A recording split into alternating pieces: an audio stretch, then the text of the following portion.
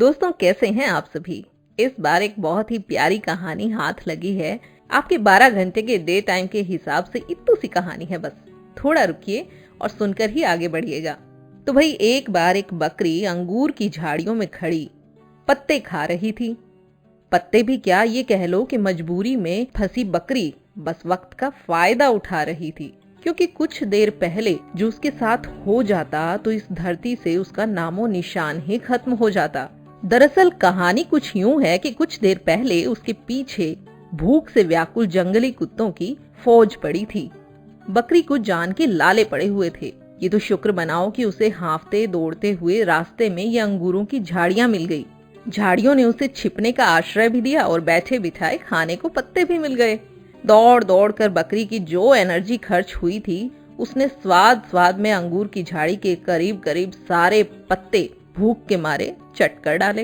दोस्तों, मैं हमेशा से बकरी को स्वाभिमानी कहती आई हूँ, क्योंकि आप उसकी एक आदत को नोटिस करिएगा।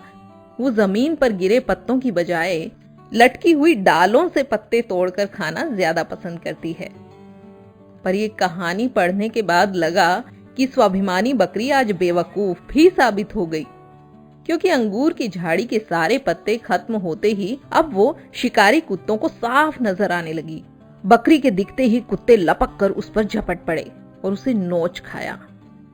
और इस तरह बकरी की एक गलती ने उस दिन उसके जीवन का दी एंड कर दिया। भूख के वशीभूत बकरी ने सिर्फ उसी पल को जिया, अपना भविष्य नहीं सोचा। इस कहानी की सेंट्रल पार्ट ये बकरी प्रतीक है हम मनुष्यों का, जो बात तो करते हैं पर्यावरण को बचाने की, लेकिन अपनी लोभी आदतों पर हमारा कोई नियंत्रण नहीं है। गर्मी में हम एसी के बिना नहीं रह सकते, प्लास्टिक के बिना हमारा गुजारा नहीं होता।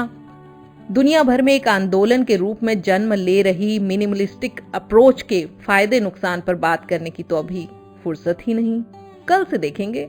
तो हमारा कहना है कि कल कल करते देर ना हो जाए।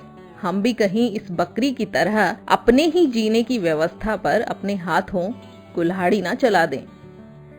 इस कहानी के साथ भाषण देने का कोई प्रयोजन तो नहीं था, पर बात गंभीर है। आपका क्या सोचना है इस बारे में कमेंट बॉक्स में लिखकर बता सकते हैं। और साफ सुथरी मनोरंजक कहानियों से जुड़ने के लिए आप सबका शुक्रिया।